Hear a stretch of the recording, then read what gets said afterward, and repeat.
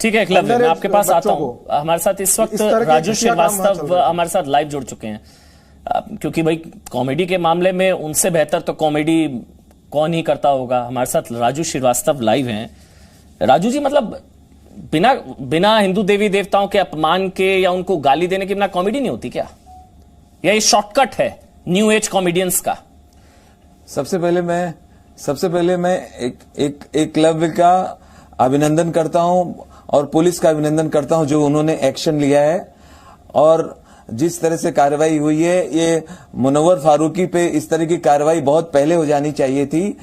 हमारे हिंदुओं का प्रॉब्लम यही है, सबको बस माफ करते रहते हैं, छोड़ते रहते हैं, टालते रहते हैं, और तभी इनके इतने दिमाग खराब होते हैं। अगर इस कलाकार से पूछे कि किसी और मजहब के बारे में मजाक क्यों नहीं करते, अपने मजहब के बारे में मजाक करे, मजाक करके दिखाए, हिम्मत हो तो। क्रिश्चियन के बारे में करके दिखाए। फ्रांस में जरा सा कुछ हुआ तो पूरा कितने वहां मर्डर हुए, कितनी हत्याएं हुई। लेकिन हमारे यहां सब चलता है। सिर्फ ऐसा हिंदू धर्म के साथ सारे कलाकार, सारे इस तरह के लोग लिबर्टी लेते हैं। और बड़ी शर्म की बात है, जो लोग वहां पर देख रहे थे, एंजॉय कर रहे थे, जो लोग एंजॉय कर रहे थे, तो उसी तरह से जैसे सिगरेट पता है कि उससे इंसान मरता है, स्मोकिंग किल्स, उसमें लिखा होता है स्मोकिंग किल्स, लेकिन लोग पीते हैं तो देखने वाले पहुंच जाते हैं। लेकिन इनको सुधारना बहुत जरूरी है और ऐसे लोगों को बैन कर देना चाहिए, और इस तरह की कार्रवाई हो कि दोबारा इस तरह का शो हिंदुस्तान में हो ना पाए, ये कर ना पाए।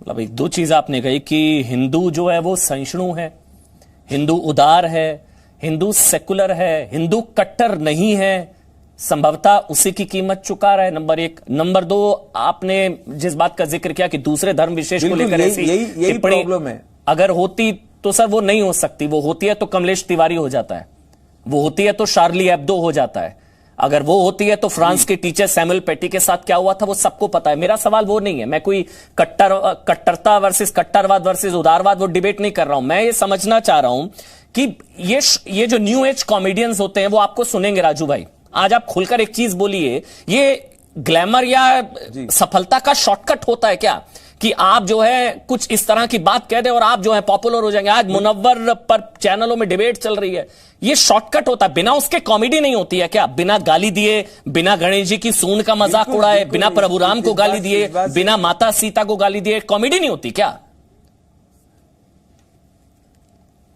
बिल्कुल, मैं इस बात से एग्री कर रहा हूं कि ये जो नेगेटिव पब्लिसिटी का ट्रेंड चला है ये बहुत खतरनाक है, बहुत घातक है। अब अपनी आर्मी का मजाक उड़ाना, सर्जिकल स्ट्राइक पे सवाल करना, स्टेज पे कॉन्डम निकाल के दिखाना, ये कॉमेडियन अगर इस तरह से इसको सोच ले कि मेरा परिवार अगर सामने बैठा हो, मेरे भाई बहन सामने बैठे हों, तो वो किस तरह से इसको रिएक्ट करेंगे? क्या वो अपने परिवार के सामने, अपनी बहन के सामने इस तरह का परफॉर्मेंस दे सकता है? तब तो वो ऐसे शो में अपने परिवारजनों को लाता नहीं है, घर वालों को इनवाइट नहीं करता है, कहता है कि नहीं, मेरे कार्यक्रम के लिए तो मैं अपने घर वालों को नहीं बुलाता हूं, मेरे घर वाले नहीं आते हैं। यानी बाहर के लोगों के साथ आप मजाक कर सकते हैं, उनके साथ खिलवाड़ कर सकते हैं, उनके मजहब का मजाक उड़ा सकते हैं, लेकिन अपने परिवार के साथ और अपने घर में आप घर के अंदर पूरे संस्कारी बने रहना चाहते हैं। ये एक दोगलापन है। दोगलापन तो इस चीज को लेकर भी है। राजू श्रीवास्तव जी, मैं एक मिनट आपके पास आ रहा हूं। आपने दो चीजों का जिक्र किया कि अब कानूनी कार्रवाई का भी विरोध किया जा रहा है, अब ये कहा जा रहा है कि जो है अभिव्यक्ति की आजादी को दबाने की कोशिश की जा रही है। लेकिन ये लोग अब जिनको एक थप्पड़ या कानूनी कार्रवाई से डर लग रहा है, ये लोग तब इन लोगों को नहीं लगा था जब एक गला काट दिया गया था। याद होगा कमलेश तिवारी का उदाहरण, कमलेश तिवारी की तरफ से विवादास्पद टिप्पणी मोहम्मद साहब को लेकर की गई थी, उनका गला काट दिया गया था। शार्ली एब्दो में आतंकी हमला हो गया था और यहां कानूनी कार्रवाई का भी विरोध किया जा रहा है। मतलब ये तस्वीर आपको देखना और समझना बहुत जरूरी है। ये जो हम पाखंड की बात कर रहे हैं, जो हम बार बार कह रहे हैं हिंदूज फॉर ग्रांटेड, यहां कानून अपना काम कर रहा है, कानूनी कार्रवाई हो रही है और कानून को ही अपना काम करना चाहिए। लेकिन जिन लोगों को कानूनी कार्रवाई से भी दिक्कत हो रही है वो ये भूल जाते हैं, कमलेश तिवारी को भूल जाते हैं और शार्ली एब्दो को भूल जाते हैं। कुछ कह रहे हैं राजू भाई, कुछ कहना चाह रहे हैं मेरे ख्याल से राजू श्रीवास्तव आप?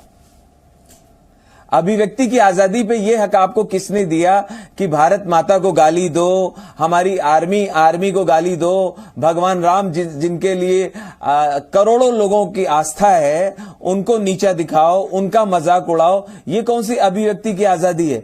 ऐसे लोगों को कड़ी से कड़ी सजा मिलनी चाहिए, बल्कि बैन कर देना चाहिए। और मैं जनता से भी निवेदन करता हूं, जो लोग इस वक्त ये कार्यक्रम भी देख रहे हैं, उनसे भी निवेदन करता हूं कि ऐसे कार्यक्रमों में ना जाएं, ऐसे कार्यक्रमों का बहिष्कार करें। एक आखिरी सवाल ये कहा जा रहा है कि धर्म की वजह से उनको टारगेट किया जा रहा है, क्योंकि वो मुनव्वर हैं, मुनव्वर फारूकी हैं, इसलिए उन पर इतनी सख्ती दिखाई जा रही है। बस एक आखिरी सवाल राजू श्रीवास्तव, मुझे पता आपको जाना है।